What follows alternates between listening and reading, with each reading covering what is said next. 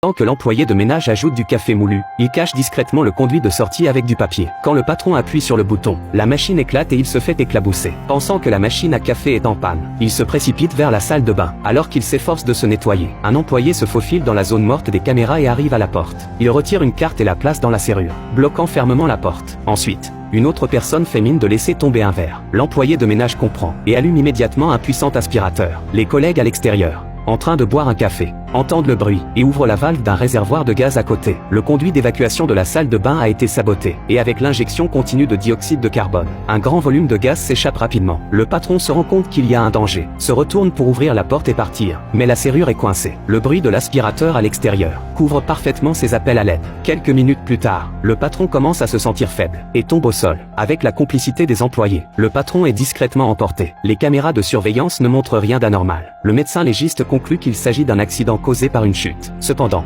Jacques remarque, à partir des rayures sur le bouton de la porte, que la victime avait lutté désespérément de son vivant. S'il s'agissait d'un accident, comment aurait-il pu se lever et ouvrir la porte? De plus, le sol est antidérapant. L'homme commence à douter que ce ne soit pas un accident, mais un meurtre. Il ordonne alors la confiscation de tous les téléphones des employés. Après avoir vérifié leurs itinéraires récents, il fait une découverte surprenante. Tous les employés sont allés dans la même clinique. Serait-ce une coïncidence? L'homme prend immédiatement la route. Il découvre, sous l'interrogatoire, une information choquante. Tout commence avec deux hommes qui se sont rendus à la clinique. Ils souffraient récemment de maux de tête et d'insomnie. Grâce à une analyse de l'oxygène sanguin, on découvre une substance inconnue dans leur organisme. Étant donné que les deux hommes sont collègues, le médecin suspecte que l'environnement de l'entreprise en soit la cause, et leur demande de s'informer sur l'état des autres collègues. Mais cette nuit-là, tous les employés de l'entreprise apparaissent devant lui. Le médecin est terrifié. Il découvre que tous les employés de l'entreprise présentent des anomalies. Certains ont une perte de cheveux sévère, d'autres des ongles tachetés, et certains ont même perdu l'audition. Après des tests de laboratoire, on constate que leurs cellules ont toutes subi des mutations, évidemment à cause de cette substance inconnue. Au cours de la conversation, l'un d'eux mentionne accidentellement le nom du patron, ce qui fait écho au médecin. Il vérifie en ligne et découvre qu'il s'agit du fondateur d'une célèbre entreprise de micromédicaments. Une idée terrifiante germe dans l'esprit du médecin. Pour vérifier son hypothèse, il demande aux employés de voler les données du patron sur son ordinateur. La vérité est effrayante. L'entreprise de micromédicaments avait inventé un nouveau type de vaccin oral. Afin d'accélérer le processus de maturation du vaccin, le patron a créé une nouvelle société. Il a ensuite versé le vaccin dans un grand réservoir d'eau et l'a distribué aux employés sans qu'ils en aient connaissance. Puis,